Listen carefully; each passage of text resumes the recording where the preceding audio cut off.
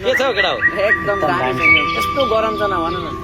गरम त के हो के पक्रामा कुद्दा कुद्दा कुद्दा गरेर आएको नि त म त अनि एसी लिएर कुद्नु पर्थ्यो होला नि पछाडि पछाडि फट्टाको भन्छ रे। उ त भन्छ। अरे साथीभाइ हो कति फट्टा मात्रै गफ हान्नु। कहिलेकाहीँ त यसो राम्रो कन्टेन्ट पनि सोचौँ न यार तिमीहरू। सही भन्नुभयो दाइ तपाईँले योपालि चाहिँ राम्रो कन्टेन्ट बनाउनुपर्छ है त। अनि तिमी डाइरेक्टर हो बनाउन सक्दैनौ निडे। ल ठिक छ साथीभाइ हो यसपालिको कन्टेन्ट चाहिँ म खतरनाक खालको र धाँचोवाला सोच्छु है त। ल त्यो सब छोड त गाइस हाम्रो त्यो सबैभन्दा हाम्रो ग्रुपको एउटा थियो नि साइरी मास्टर त्यो चाहिँ खोइ ए त्यो लिडे गयो होला नि माग पाउन फुल फुलेपछि झर्नै पर्छ भन्दै मायालुलाई म बास स्टेसनमा प्रतीक्षा गर्दै होला नि। कहाँ जान्छ सबैको जस्तो? माग खाऊ।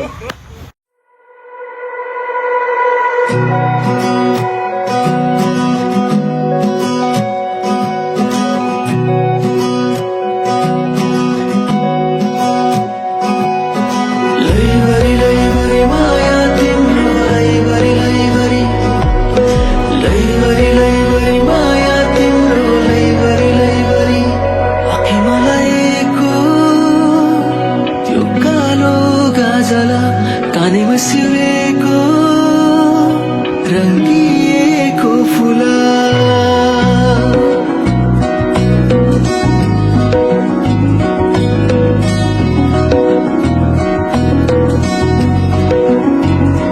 आँखेमा लगाएको यो कालो गाजला कानेमा सिउरेको रङ्गिएको फुला तिमी नै हो मेरो अन्तिम सहारा भन न कहाँ जाऊ म तिमी बिना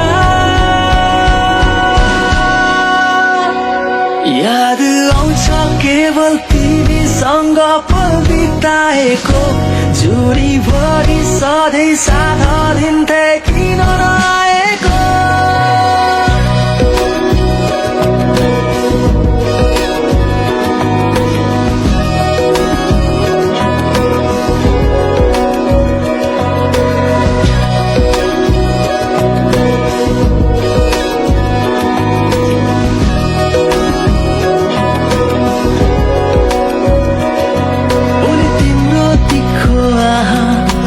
तिम्रो मिठो मेरी माया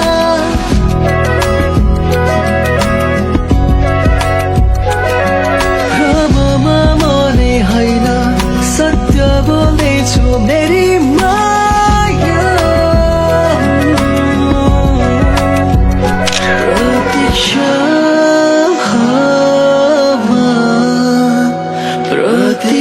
प्रतीक्षामा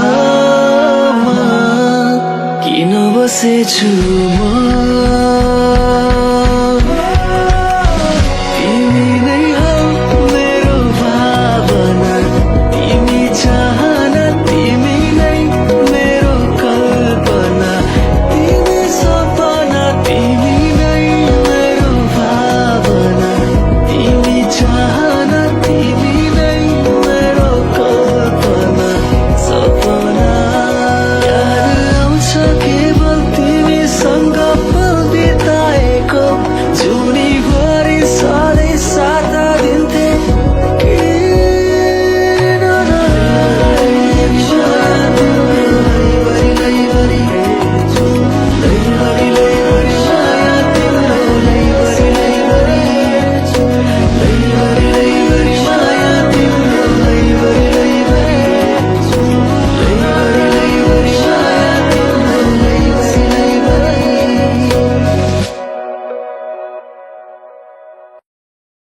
कतिपय प्रेमहरू कहिले पुरा हुँदैनन् कथा जस्तै अधुरा बनिरहन्छन् केही नामहरू समयसँग टाढा भए पनि जीवनभर हृदयको कोठामा एउटा अधुरो सम्झना बनी बसिरहन्छन् तर माया भने यस्तै हो मनको एउटा कुनामा उनीहरूको प्रतीक्षा सधैँ जीवित रहन्छ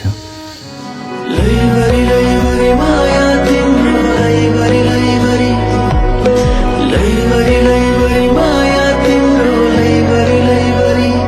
आँखेमा लागेको त्यो कालो गाजला कानेमा सिउरेको रङ्ग